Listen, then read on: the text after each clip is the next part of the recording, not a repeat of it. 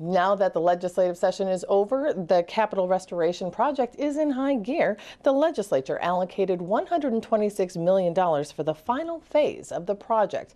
We will catch up with Commissioner Spencer Cronk with the Department of Administration in just a few moments to talk about this massive project. But first, John Brune updates us on the work done here at the Capitol. When its white dome first swims into view, there is a shock of surprise, then a rapidly growing delight in its pure beauty. And as one studies the building inside and out, the surprise and delight increase. One leaves it with regret and with the hope of return. Kenyon Cox, Architectural Record, August 1905.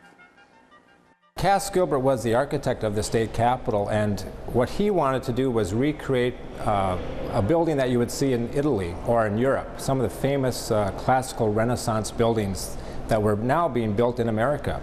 So when he was planning and writing up his drawings and conceiving his concept of what this state capitol would be, he wanted it to have a lighter exterior stone.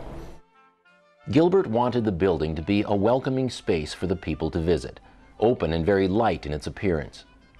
The elegant design has served the state well. However, the distant beauty of this historic structure changes somewhat upon closer inspection to a building hindered by over 100 years of weathered decay. In 2013, after extensive discussion and planning, Minnesota embarked on a multi-phase restoration of its landmark capitol. This particular phase, we have exterior stone repairs. That's dealing with life safety issues we have from pieces that were at risk of falling on the exterior stone. We're stopping the water damage that's been occurring due to cracks and wear and tear on the exterior stone.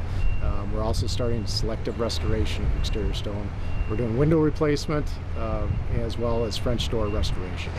Minnesota's got an extreme climate. It's really that change in climate, it's that cyclical change from hot to cold, from wet to dry, that really facilitates the decay process. The number one cause for most of the deterioration that we're seeing is heat. It's a process called thermal hysteresis, and it's a progressive, irreversible change in the actual physical structure of the stone.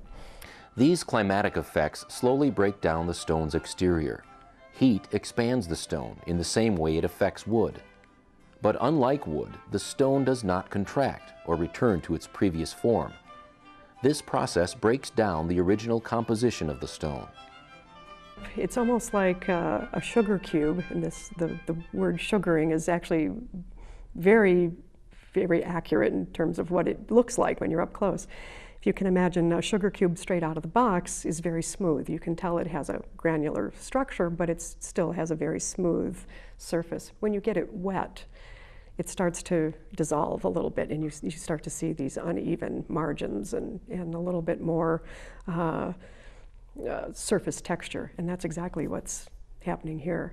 Once a crack starts, it is an opening that allows more and larger volumes of water to get in, deeper into the building, and the deeper water gets into the building envelope, the bigger the problems you have. The exterior restoration involves multiple phases, beginning with a pre-wash. Next, a cleaner is applied and allowed to soak into the stone for approximately 30 minutes, loosening and softening the grime and grit. Finally, the area is steamed, and much of the grime falls away, bringing a renewed look and sometimes exposing other potentially harmful cracks. During this process, environmentally friendly cleaning products are used. Water and cleaner runoff are captured and deposited into large white holding tanks at the Capitol's base.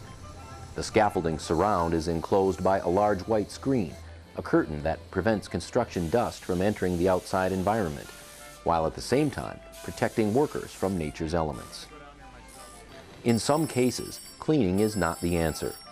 Workers grind down the high points of an area, producing a smooth, renewed surface where biological growth and water damage can no longer gain a foothold. There are certain areas where the decay process has just gotten to a point where the stone is no longer functional or it's become dangerous.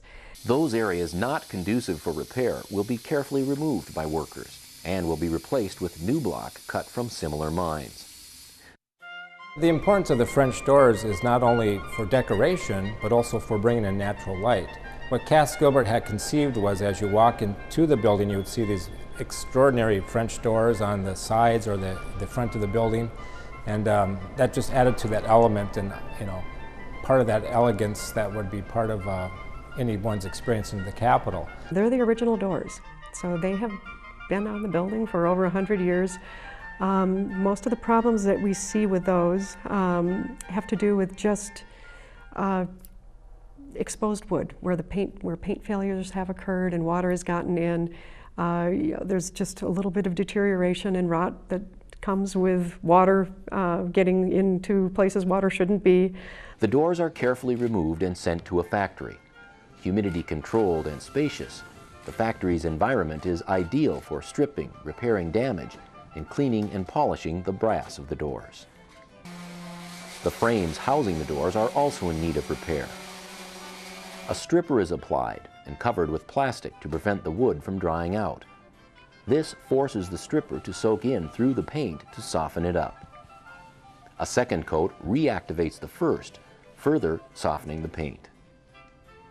20 minutes later, the paint is scraped off, repairs are made where necessary, and a new coat of paint is applied. After, the doors are returned from the factory. Workers reinstall them in their frames, and the newly restored doors look as they did over 100 years before. The windows on the exterior of the building really do play an important function. They not only bring in more light, but if you look at each level, they're a little bit different designs. Gilbert's idea of a working building, a space in need of illumination, continues with the placement of the windows, which also contribute to the theme of beauty and elegance. The windows that we're replacing now were installed in the early 70s, I think 1973, 1974, and they haven't been touched since. These are aluminum windows that were installed, and they've just reached the end of their lifespan. They're no longer performing the way they should, and that sets up other material for advanced or accelerated decay. To preserve this building is imperative because this is the place where for over 100 years people have come to make laws. And so it's vital that the exterior stone is preserved because we want to make sure that all the intricate carving, all the details that were part of that original construction are still visible to the public. Inside and out, Minnesota's Capitol building will be restored. From beginning to end, results of the multi-year restoration project will breathe new life into the century-old structure.